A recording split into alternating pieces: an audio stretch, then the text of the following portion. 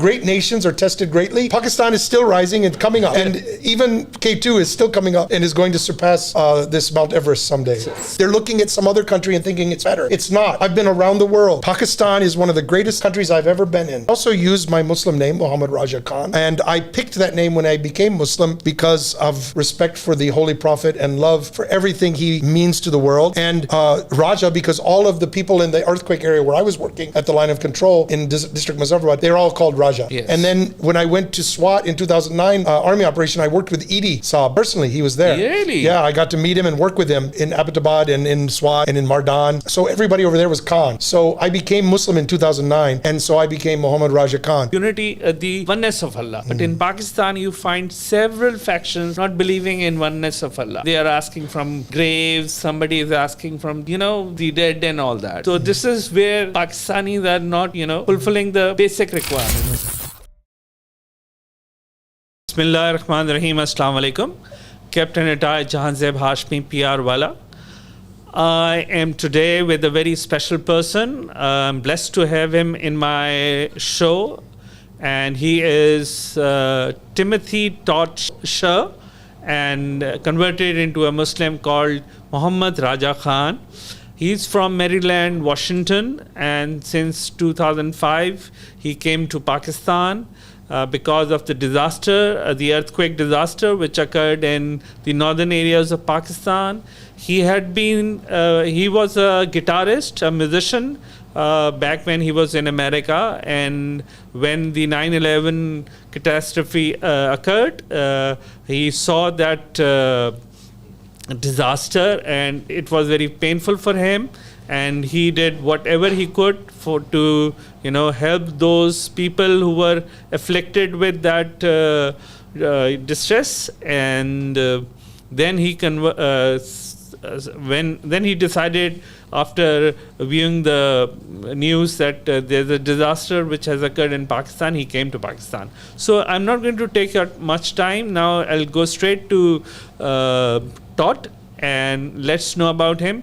Assalamu alaikum, Todd. Wa alaikum salam, Captain Jahanzeb. It's an honor to be on your show. Thank you very much, sir. Sir, please tell your early life a brief introduction about your early life. So I was born in Maryland, 1966, and my mother and father were just normal, common people, and my father worked for the government. My mother worked for an electric manufacturing company. She was a receptionist there and secretary. I had a very normal upbringing, but when I was 12, my father and mother were going through a situation where he was wanting to divorce, and he abandoned his family, and basically my mother couldn't handle that, so she took a bottle of Valium and overdosed on Valium. So she died, and then after that I went through a very tough time from 12 to about 19. I was because of what I had gone through with losing my mother, I was very close with her, and the fact that I wasn't getting along with my father at all, so I ran away from home several times. I was in drugs. I joined a rock band and was playing music, but hanging out with troublesome people and troubled people, and I myself was a troubled person. So I never got into crime like stealing and hurting anyone, but I was into the drugs. So I got heavily addicted to cocaine and took other substances in that time. And several times during that period of time, I almost died. I almost overdosed on drugs or put myself in dangerous situations where I could have been shot by a criminal or somebody, So was in a very dangerous period of my life. But I wanted to get out of that. I realized at some point that I will not survive this. I'd already had other friends that were dying and or going to jail for life, and I saw that happening, and I saw where I was going, and I didn't want that. I wanted to, come out of that situation and survive. So I didn't know what to do because I was so addicted to the drugs, I couldn't stop.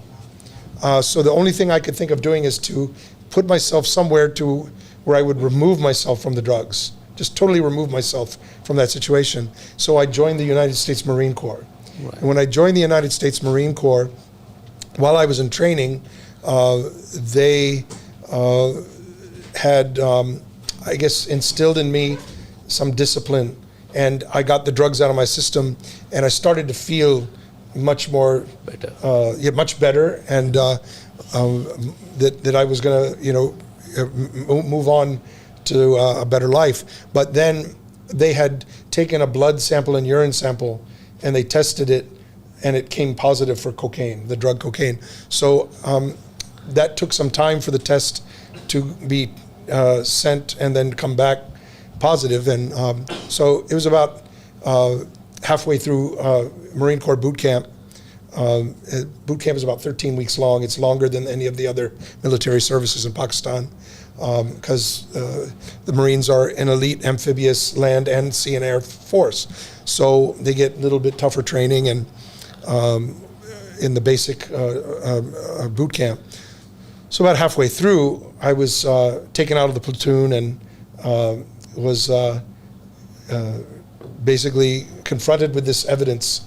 And so they threw me out of the Marine Corps. I thought I was going to jail, but they didn't put me in jail. They just basically sent me home on a bus. But that period of time, once I got back, I was able to stay away from the drugs, because the amount of time that limited amount of time that I was in the Marine Corps, I was able to get enough self-discipline to stay away from the drugs and keep myself, get clean, my system clean, and get that out of my system. So when I came back, I returned to playing music professionally, but not with the same crowd of people and not the same scenarios and situation I was in before. And so I went forward with my music and started to get successful. I moved around the country and played in different places with bands and as a solo artist. I wrote my own songs. In 1998, I moved to New York and got the attention of some big managers, and they recorded me, and they were taking care of my salary and had invested in me. And so I was looking like, things are happening. I was on a national magazine cover. I was playing in front of good crowds and playing my own music and recording my own music. So a guy named Sid Bernstein, he had brought the Beatles and the Rolling Stones to America and had worked with many great artists over the years. He was retired, but he liked my music. I was introduced to him. And so he set up a showcase at a world famous nightclub called CBGB's. And he invited all of his record company friends, his big shots that he knew very well, and they were good friends with him because of his association with so many big stars like the Beatles over the years. So that concert was scheduled for me to play for these record companies at September 12th, 2001. Yes. Unfortunately, or fortunately for me, whatever, as fate would have it, the day before was 9/11. Right. And I woke up that morning getting ready to go to the recording studio to rehearse for my show that was the next day. And I saw out of my hotel window the towers on fire. And I immediately kind of forgot about the music, and that was canceled anyway. So I went down to Ground Zero, and I ended up working there, getting supplies for the firefighters and the rescuers and people, even the rescue dogs that were there searching in the rubble in the fires. So I would provide food, medicine, boots, socks, underwear, eye wash, medication and food for the dogs, and taking care of the firefighters and people. I was there for a week, and it changed my whole perspective.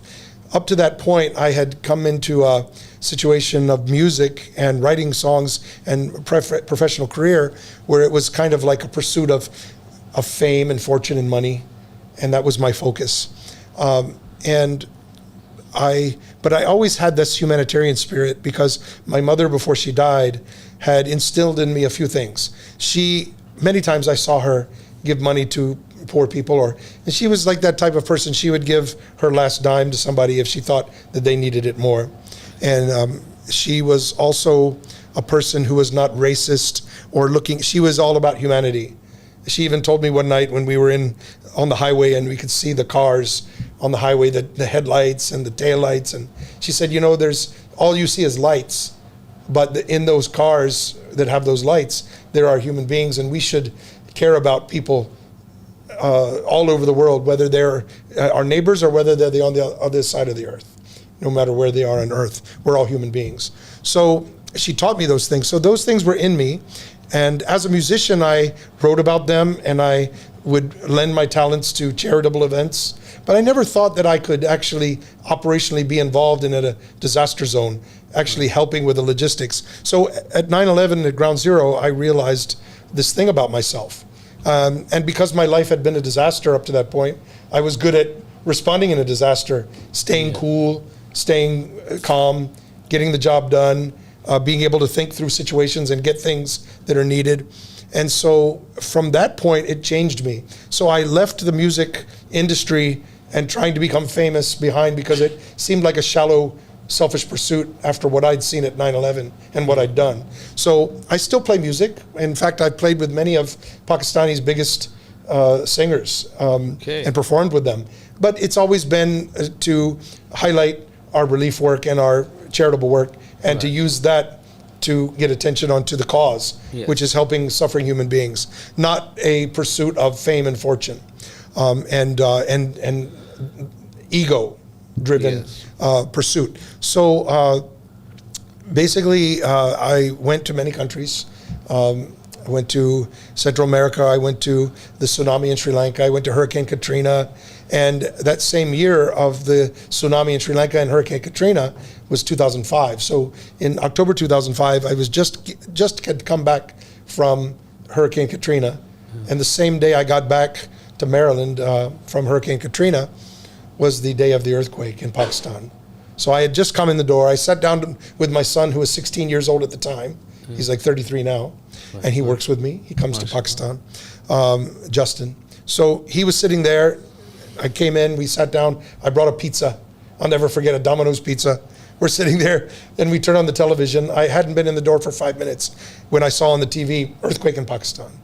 And then all the channels were showing this devastation. I was running through the channels and seeing this terrible disaster. And since I had just come from one disaster, in fact, 2 disasters that same year, I was ready to keep helping. So I did what Rehan would do, right? Our friend Rehan Alavala, a good friend of mine for the last 15 years, who is teaching people how to use the internet and the computer. So I got on the computer and I Googled the Pakistan embassy in Washington, D.C., their contact number. And I called them and I got in touch with the deputy chief of mission and told him about my work at 9/11 and tsunami in Sri Lanka and other places I've been, Hurricane Katrina. And he said, well, here's the number of a group of Pakistani American doctors who are coming. So I called them, and they were doctors from the Association of Physicians of Pakistani Descent of North America and IMANA, the Islamic Medical Association of North America, who were collaborating with Pakistan Medical Association to bring doctors over. So they said, yes, we need logistics people, and we need people that have that experience, so please come with us. So within a couple of days, I got on a plane. I came to Pakistan. I had invited some other people that I'd worked with at 9/11 and Hurricane Katrina, and they said, no, we're not going to Pakistan. It's like going into the belly of the beast. Those people are terrorists. They hate America. They want to kill all Americans. Why would you go and help them? And I would tell them, well, I guess I'm going to find out for myself if they're good people or not, but I bet you they are. I bet you that whatever we hear from the media and the government about Pakistan, I bet you it's not the whole truth. I bet you it's not the whole story. Because by that time, I already had a very healthy skepticism for what my own government and what our media was talking about the rest of the world. Yes. I felt like they were more interested in selling bullets and bombs,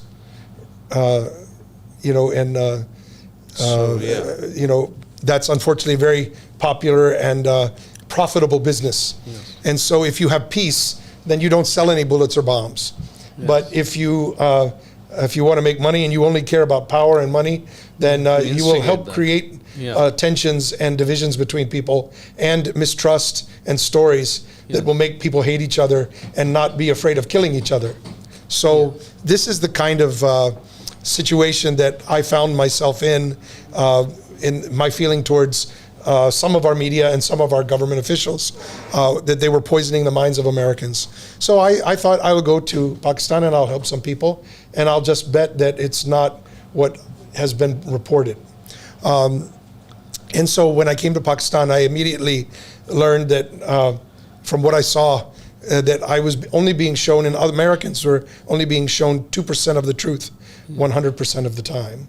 And that's something I try my best to tell other Americans when I go back for fundraising. I go back once or twice a year to fundraise, and mostly it's the Pakistani American community who support me. Right. And one of the reasons why we don't get support from most Americans is because, Pakistan is demonized in the media still to this day. Yes. It's a scapegoat, and there is the perspective that America has is I think skewed in a self-serving and selfish direction. Yeah. That doesn't take into account the other 98%. So when you see only 2% of a puzzle of 1,000 pieces, you will never see what that picture is. Exactly. And so the other 98% that Americans don't see, that is withheld from them, is unfortunately has helped create these misperceptions and these misconceptions and misguidance. Thankfully, because of people like Rehan and other foreign vloggers that also come to the country, and people here like Rehan and his team that do these videos and communicate with people around the world. So there's been a gap that has been bridged. Yeah. So people have come here that are doing their vlogs and their internet shows and YouTube, and they come here and they have a very positive time in Pakistan, a very positive experience with the people. They find them to be lovely people and very accommodating and very hospitable. So these things are starting to come into the public consciousness in America and around the world, that it isn't all this bad news and this terrorism and all this stuff. So I think that people from here reaching out to the world and people from the world reaching out here has led to a better understanding and a growing understanding. And there's still much more work to be done.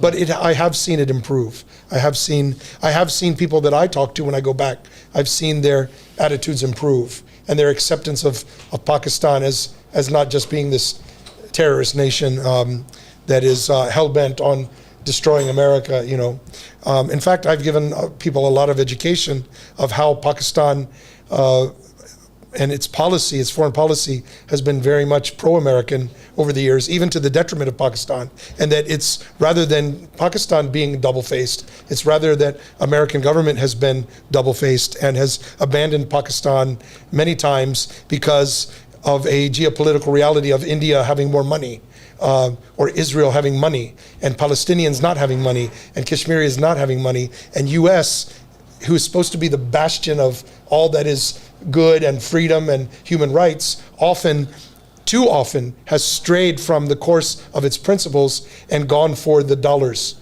And that's why we see them, kissing up to India and Israel and ignoring the Palestinians and the Kashmiris and other people around the world who have been mistreated under tyranny and oppression. And this is an unfortunate occurrence that is going on in the world. But in spite of that, I have found life in Pakistan to be quite enjoyable. Unfortunately, it took an earthquake to get me here. But once I came for 2 weeks, the group of doctors that I worked with asked me to stay as they were sending more doctors. Everyone saw how bad of a disaster it was. So they asked me to stay. I said, I'd love to stay. Then after about 6 months, a lot of international people were going back. And I was also thinking that I'll go back, that I've done my job. But many people, from villagers to fellow organizations, even people in the Army, asked me to stay. And some people in the Army helped me register CDRS, my organization, because I came as a volunteer with another group. I didn't have my own organization at that time. But it just felt right. People were asking me to stay. I found the culture and the people food and the mountains to be, and the music to be amazing. And so I felt, I prayed about it, and I felt that God put that feeling in me that I should be here. It felt like home. It felt right. It felt like I should be here. It felt like I had a bigger purpose, and that there was a lot of people who needed help, and I could do something about it. So I stayed. And a lot of people ask me this question: why did you stay? Why did you come to Pakistan? And really, it was an earthquake and trying to help people. If the earthquake had been anywhere else in the world, I would have gone there too.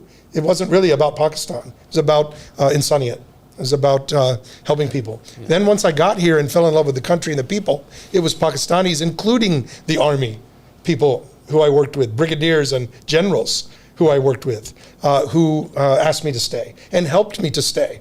So this was started me off in Pakistan, and I now, 18 years later almost, my team and I have worked in every disaster of Pakistan, every earthquake and flood and IDP's crisis. I've lived in North Waziristan area in Banu. I've lived in Swat. I've lived in AJK.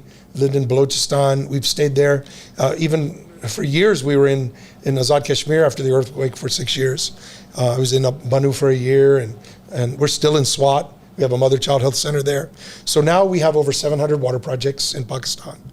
All kinds of projects from hand pumps all the way up to reverse osmosis, water filtration with solar power. We have 3 House of Blessings for widows and orphans. One of the houses is for disabled families. We have 4 animal shelters, including one we just had a grand opening this trip in Malir to support the depopulation of stray dogs and cats, but depopulate not with shooting and poisoning, rather with surgical procedure of neutering and spaying. So the cats and dogs cannot make new unwanted and abandoned animals. So that's the key thing there. We also do rescue. And we have some kites and we have some horses and donkeys, but mostly it's about dogs and cats. People in Pakistan don't realize this, but we are very responsible to treating the dogs properly and humanely and with great love and respect. And instead we kick them, we throw stones at them, we mistreat them. We forget that they are Allah's creation. We forget that the Quran says to be kind to animals. And yet we domesticated these animals. God created wolves. Yes. He did not create dogs. He created wolves. And we made dogs out of wolves. How did we make dogs out of wolves? We took those wolves. We took them because they were good at fighting and protecting our caves or our land. We took them because they were good at hunting. We took them because some of them were cute and fluffy, made nice pets. We took the small ones, we bred them for being small and cute. We took the ferocious ones, we bred them. Over thousands and thousands of years, you have all these varieties of dogs. They're different breeds, but they're all the same species, all derived from wolves. So human beings took wolves that Allah created and made dogs and pets out of them. Then we abandoned them back out on the street. So you think for a second Allah doesn't look at all of us, that we're responsible? That we have abandoned these creatures, that we took into our homes and we kept them as guard dogs and hunters. And even in Quran it says, if dogs are so dirty, then why are they allowed to go fetch the hunt that we have shot that or killed that, and the dogs go and retrieve that in their mouth? So they can't be that dirty. They've guarded the cave of the companions. So dogs are an animal that I believe that we have a special responsibility to Allah to take care of. So when we shoot them and poison them and we kick them and we keep them dirty, if they're dirty, they're only dirty because we've left them out on the street. If you leave your children out on the street, they're gonna get dirty and wild, So we don't manage them properly, we don't treat them properly. So now Allah, I believe, is saying, okay, then to hell with your whole country. I can make you suffer in every way I want to. Allah can protect you from anything. He can also let anything happen to you. So as this nation is suffering so many problems, part of it is the way that we treat these dogs, because we domesticated them and then we abandon them and we mistreat them and we shoot them and we poison them and we kill mothers with their puppies. You can kill a dog if he's coming after you and he's going to bite you. Yeah, you can protect yourself. If he's got rabies and you don't want to get disease, you can shoot them. Or it's better to euthanize them humanely. But that is permissible. But I've talked to Islamic scholars, and they have told me it is not permissible to shoot and poison some innocent dog who's sleeping on the side of the road, some mother with her pups. This is cruel, it's shaitanic. And as long as we do that in Pakistan, as long as we allow our governments to do that, then we are going to suffer all the other things that we suffer in Pakistan. We suffer so many things. And people don't think that our sufferings are because of how we treat dogs. And it's not just dogs, it's other things too that we do wrong. We wrong to each other. We're wrong to our environment. We damn care about anything else except for what's in our own selfish pursuit. And this is going to destroy. It's not just Pakistan. I'm not just picking on Pakistan. This is around the world. People are doing selfish things for money and power. The United States of America and the government is at the forefront of selfishness and destroying this world, that beautiful world that Allah created, and making it into a hell when we should be making it into a heaven on earth. So Pakistanis are not immune from these things, but we have to have voices that tell the truth, so that maybe somebody somewhere will think that what I do for myself and what I do for the rest of the world matters. It's not just what I don't do, it's also what I do. And it's not just what I do, it's what I don't do. So if I see a starving dog or a starving child and I do nothing, then that has an impact on the world. So it's not just if I'm mean or bad directly to that child, it's also if I'm indifferent to its suffering and I don't do anything, that also has a negative effect on the outcome of the world. But I think why there is so much resentment or hatred for dogs in Pakistan, because of the belief that it's not a permissible pet. You cannot keep it as a pet in your house. If it touches you, you get unchastised. Or if its saliva is not permissible to be touched, you get dirty. Well, that's wrong, and I'll tell you why it's wrong.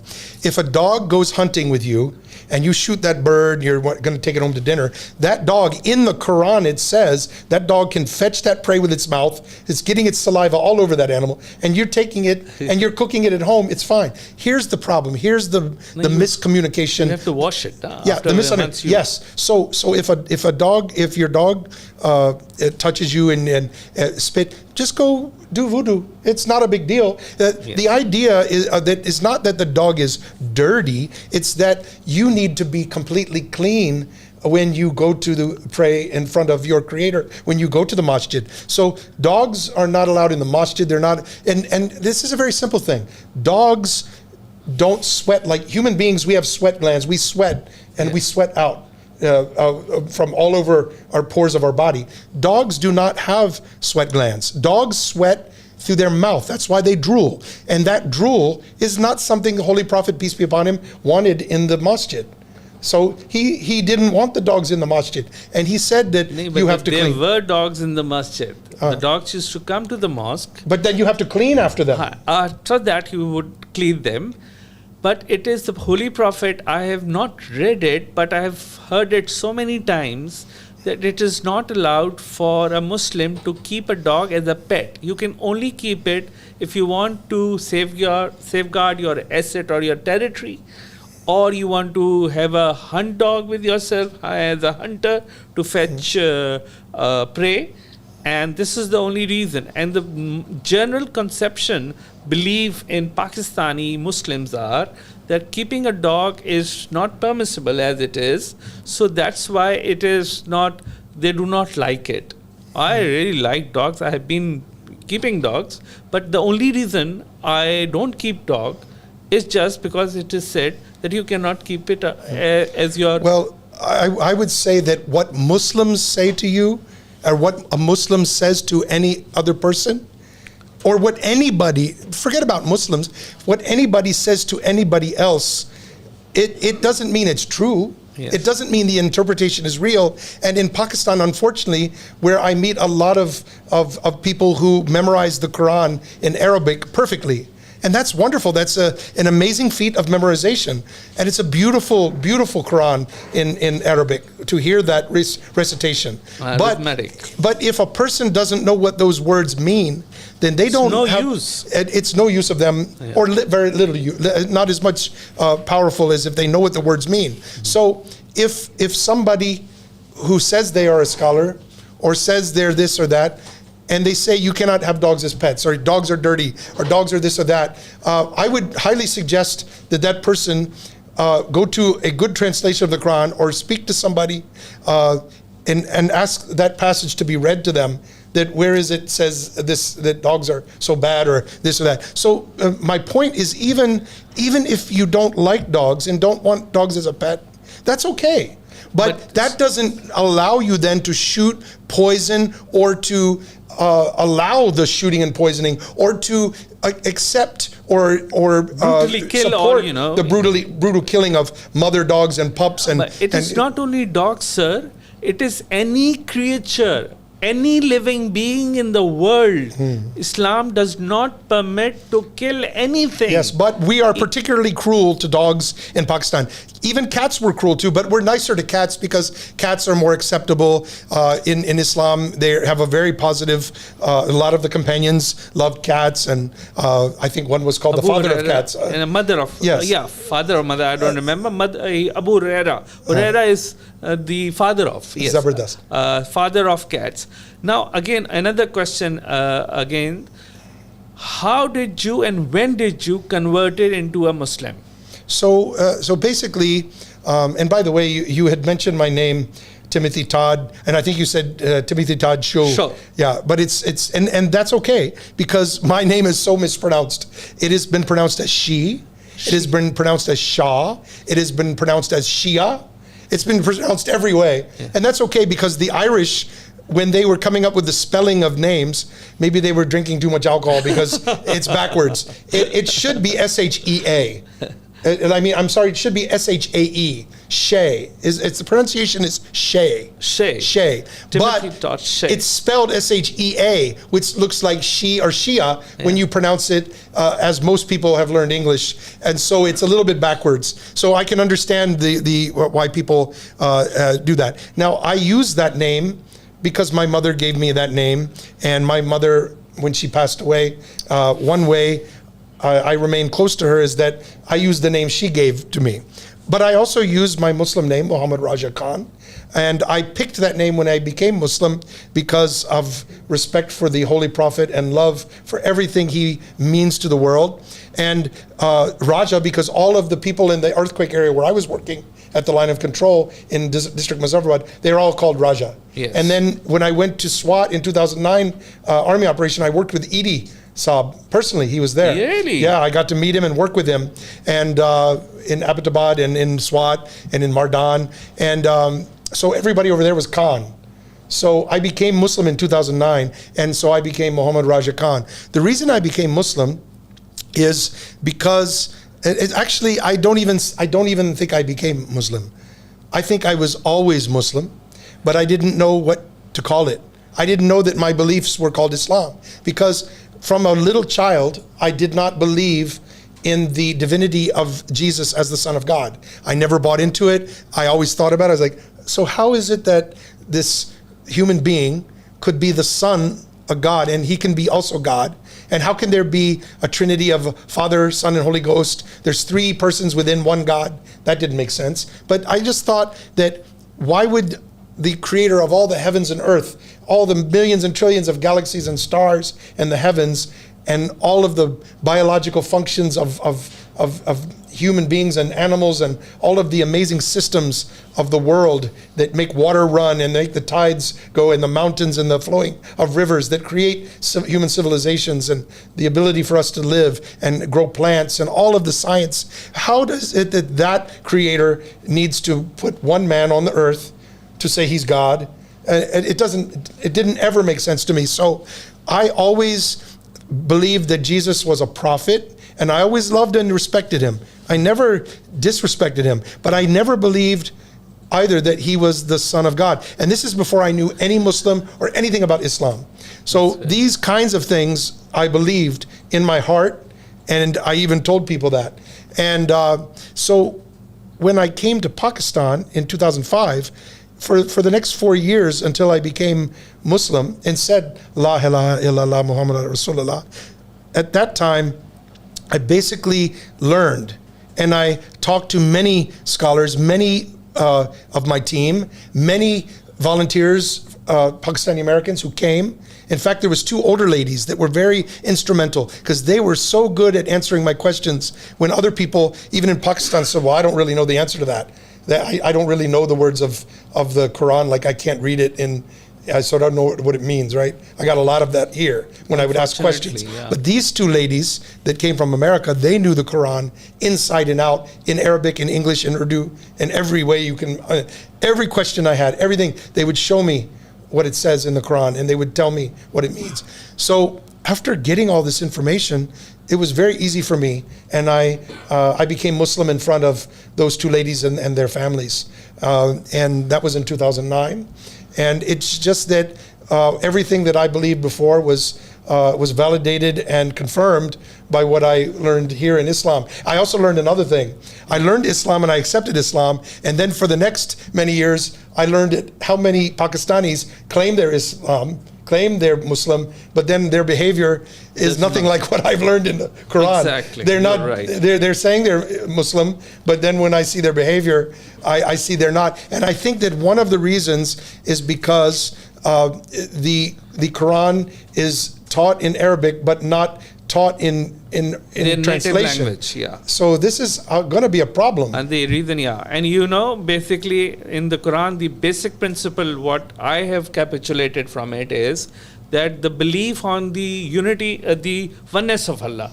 But in Pakistan, you find several factions not believing in oneness of Allah. They are asking from graves, somebody is asking from, the dead and all that. So this is where Pakistanis are not, fulfilling the basic requirement. So now you can teach people. You can teach people the right way, and you can say, here's why your thinking is wrong. Yeah. Here's what I think, and try to appeal to them and their senses to try to make them understand that if you feel they're wrong about something. But then after that, it isn't your job and it isn't your license. Yeah. God doesn't give a license. You can kill that person and you can do this and obviously. That. So once you give that person the information that they're doing wrong and here's the right way, then it's between them and God. If they don't accept it and they go before God on the day of judgment and they were wrong, well then He can forgive them or punishment. He doesn't need us as His agents. Obviously. He's very much all-powerful, where He doesn't need us little people to enforce His rules or to kill people in His name. He doesn't need us for anything.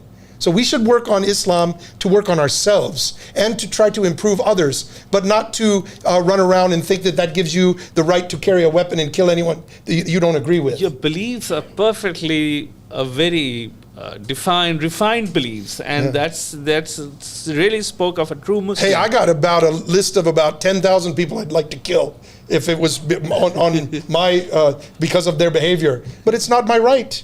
It's not my right to kill, and it's not my right to judge them that much. I can disagree with them. I can say, hopefully Allah will guide them, and then it's in Allah's hands how He judges them. He can punish them on earth with anything, and He can reward them on earth for anything. And when we go before Him on Day of Judgment, He also has any number of things, an infinite number of things that He can decide to do or not do. And He doesn't need Tadshay or anybody else. Yeah, He's the all-powerful, and it is His universe. He can do whatever He wants to. The next question is, what is the best thing you find in Pakistan, other than you becoming a Muslim? The joint family system is a beautiful thing. In America, we ship our old folks to nursing homes and homes to keep them, once they're old and the mother and father are, they have their small children or they have their own family, and they're busy in their work and they're busy taking care, and they forget about the old folks and kind of put them over here, And so one thing I really appreciate in Pakistan is that, yes, there are older folks' homes. There are people that are not in a position to take care of their parents the right way. So there are other things. But mostly I see that families stick together in a joint family, that the brothers and the sisters and cousins, they are together in the same home, or some of them go to different countries, but they Supporting. send the money to support, or the mother. I've seen many older people, they'll go to Malaysia, stay with one brother for 3 months, then they'll go to America, Exactly. stay with the sister, then they'll come back to Pakistan and stay for a few months, then they'll go to Canada. You know, they make the rounds. And I think it's a very beautiful concept that hope Pakistan has that Americans could learn from. The hospitality of Pakistanis, the beautiful not only Islamic culture, but the beautiful culture of music and poetry and art and architecture is just amazing and fascinating in Pakistan. So much richness here and so much history. And the mountains are second to none. You know, everybody talks about how the tallest mountain in the world is Everest, but they don't know that K2 is a younger mountain and it's still growing. Yes. And it will, according to the geologists, it will be taller than Mount Everest really? in the future, because it is growing at a higher rate, and Everest has slowed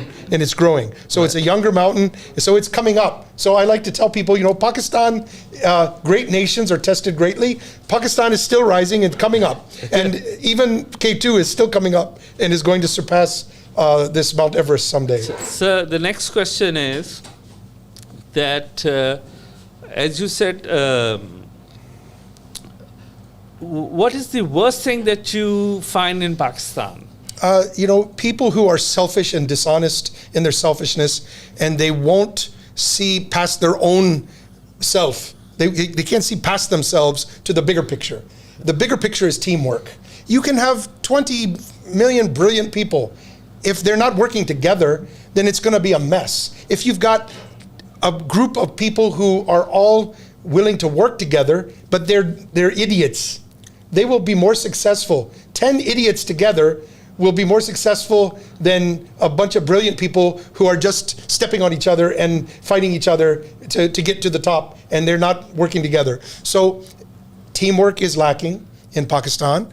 Now, that isn't to say there are some really good teams, some companies, the army, some groups, they've got it together. They've learned teamwork. I'm talking about a national collective. I'm talking about all of us together. I'm talking when you go out to society and you see the poor, uneducated, misguided people who haven't been taught this kind of collective cooperation, teamwork. And you find that people have bad habits. They're in traffic. You know, traffic is jammed and they're all coming, like one people want to go this way, one wants to go this way. But everybody, all at the same time, including the people behind, are just keep coming forward and then wait, and nobody goes anywhere. Yes. You know, in order to unlock that, some people have to back up. Some people have to make a way for the other side so that people can get through, and then everyone will get through faster, right? So this kind of concept I have seen in many different manifestations in Pakistan. I have never been to America, but what I hear about America is, what I learned about America is that they're very honest people. Even if you go to a shop and you buy a shirt for yourself, after 6 months you go back and you tell, I want to return it, and they accept it. But not in Pakistan. After a while, after a minute you go back to that shop, it will not accept it. So that character. Yeah, customer service is definitely needs some work in Pakistan. Yeah. And it's more developed in America because people realize that it's good for business. It's actually better for business to be more cooperative with your customers, and you'll end up getting more business over time if you have a different way of looking at it and you're not letting anything be returned. Then over time you're going to lose a great many people that would have spent money in your shop. So there's these things going on. Now, in America, it's the other extreme. People are too trusting of the government. People are letting our leaders who are psychopathic, greedy, power-mad, hypocrites, who don't care anything about the Constitution, Bill of Rights, or Declaration of Independence. Those founding documents with their lofty principles have been broken by our leaders. But our people are so trusting and so simple that they don't fight back. So it's good for people to be together and have trust and cohesion and teamwork, but only to a point. You also get educated enough to right a wrong. So in America, unfortunately, we're too trusting. And here in Pakistan, maybe not trusting enough. So if everybody meets in the middle, balance is the key. Balance is the key between healthy skepticism and trust, teamwork, but also not letting somebody lead you astray. So this is the unfortunate thing, that both countries have severe problems for different reasons because of lack of balance in the way that people approach society. And that is because mostly in Pakistan, because of lack of education. You just came from Rehan School, Kurangi campus, and you have also organized yourself schools in different parts of Pakistan. And you must know about the system prevalent in Pakistan elsewhere in the education system. So how do you compare Rehan School, Kurangi campus and other schools, and what is the vision of Rehan Alawala? Well, what I like about Rehan is he's not pushing just like a memorization, which many of the government schools have.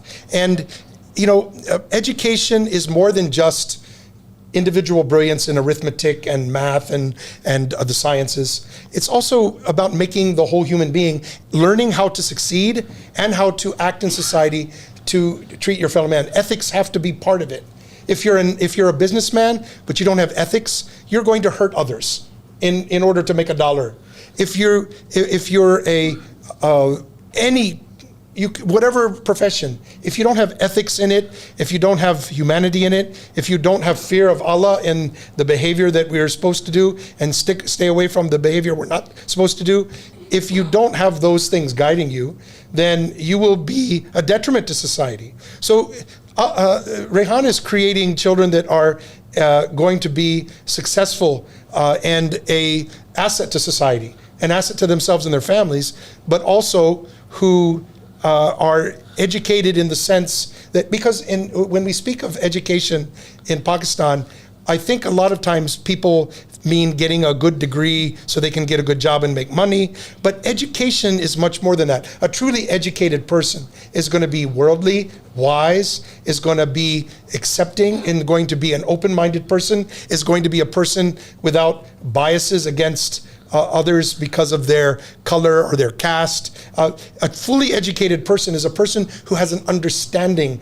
a basic, holistic, full understanding, not just of business and not just of making money and not just how to game the system for yourself or how to take care of your own, but to take care of others, to build a society together that is actually going to be good for your children when you have children. Because what we're doing now is we have a society, not only in Pakistan, but in many places in the world, where people are willing to soil the environment or hurt others in order to make a dollar. And that is just, if everyone does that, then the whole society is going to be a mess.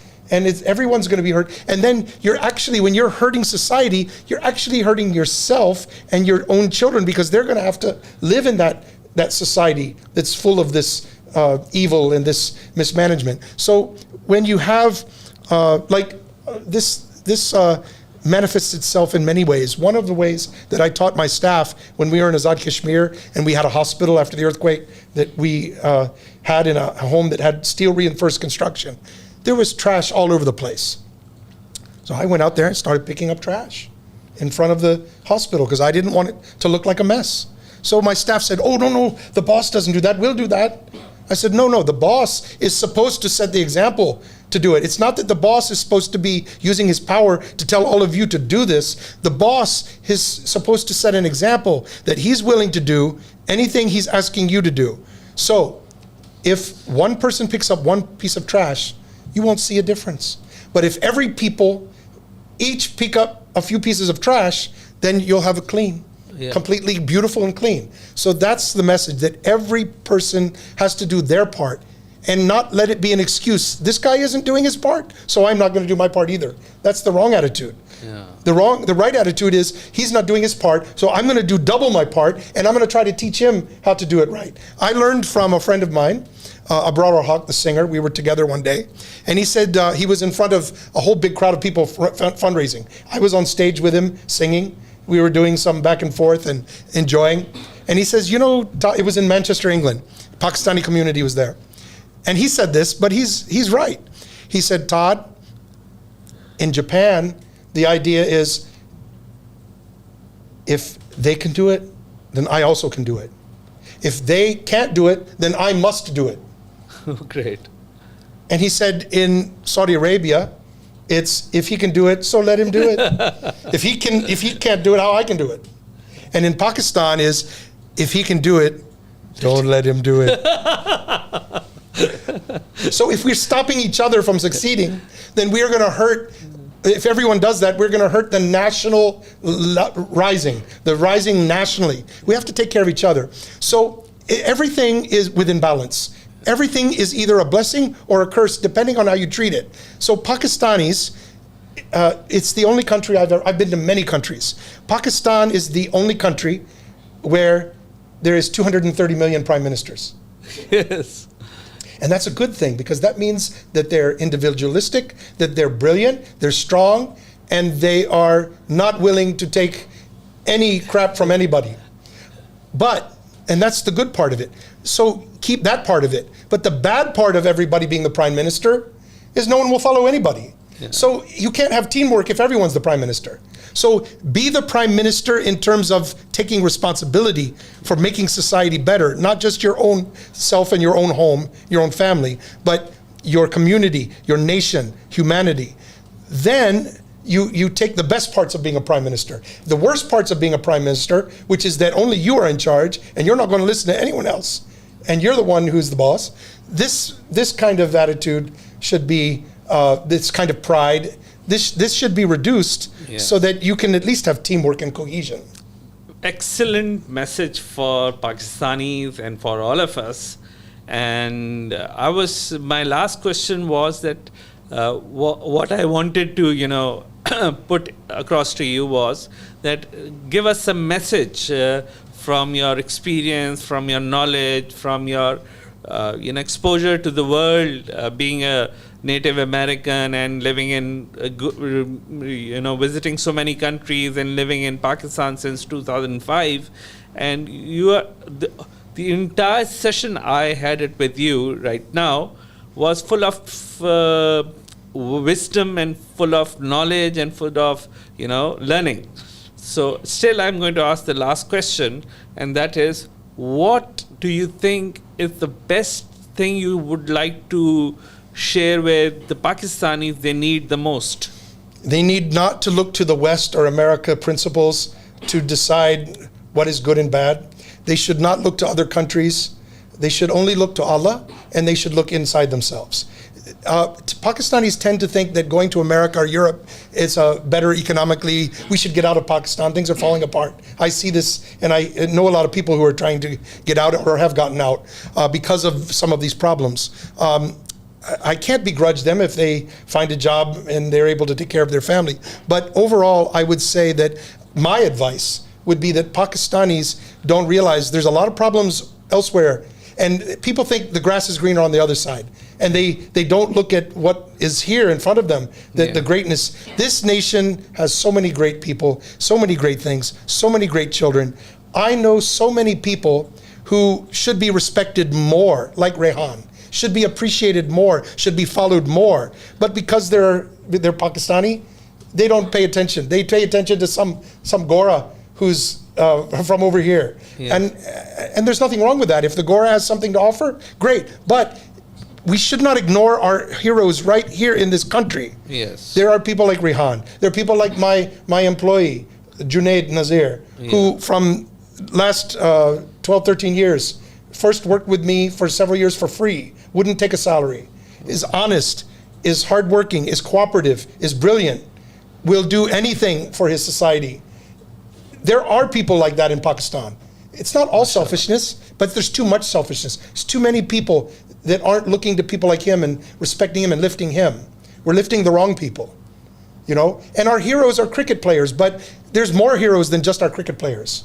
There's heroes in the army, there's heroes in business, there's heroes on the street, there's heroes in the poor areas, people that are doing heroic things. We need to start respecting them and appreciating them more. Why are we so crazy about singers from India? Our singers here are better. Why don't we appreciate I'm not just talking about the pop singers, who are very popular. I'm talking about the local singers. I'm talking about the village singers. I'm talking about the people who are playing the rabab and ancient instruments, the sarangi, the art and culture of Pakistan. Why, when I go to Pakistan National Center for Arts, do I see only 10 people in the crowd? Why don't I see 1,000 people there? Because people aren't appreciating and respecting their own people, their own culture. They're looking at some other country and thinking it's better. It's not. I've been around the world. Pakistan is one of the greatest countries I've ever been in. And the people here are great, but they're not seeing it and they're not appreciating each other. They're not trusting each other. So my advice to Pakistanis is start appreciating, respecting your own heroes here. Forget about the heroes in other places. You got plenty of heroes right here in front of you that are doing great things, but they're not getting appreciated enough by the masses, by the media. They're not getting projected the way they should. So they're being ignored by so many people. This is what needs to happen. Great, great. Thank you very much, sir. It was a pleasure talking to you. And it was like, really, I appreciate your knowledge, your wisdom, your approach towards life, your analysis, your observations. You are brilliant in everything, what you just shared with us. And thank you very much for the work you are doing, the relenting us with so much humane work, humanitarian work you're doing for Pakistan, for Pakistanis, and like you have 700 different places you have arranged for water, you have orphan houses, you have widows' houses, and you have established schools. You take so much concern for animals and especially dogs, and because you are so fearful of Almighty Allah that you don't want that you should not be called as a person who did not realize that dogs in Pakistan were under a cruel nation, and they should be also saved from brutality or should be taken care of. Thank you very much, sir. Thank you very much. Pakistan just needs a little tweaking. It's a good nation. It's a great nation. Great nations are tested greatly. But a little bit of tweaking, and this place will be a heaven on earth that no Pakistani will ever want to leave to go somewhere else. Thank you very much, sir. Thank you.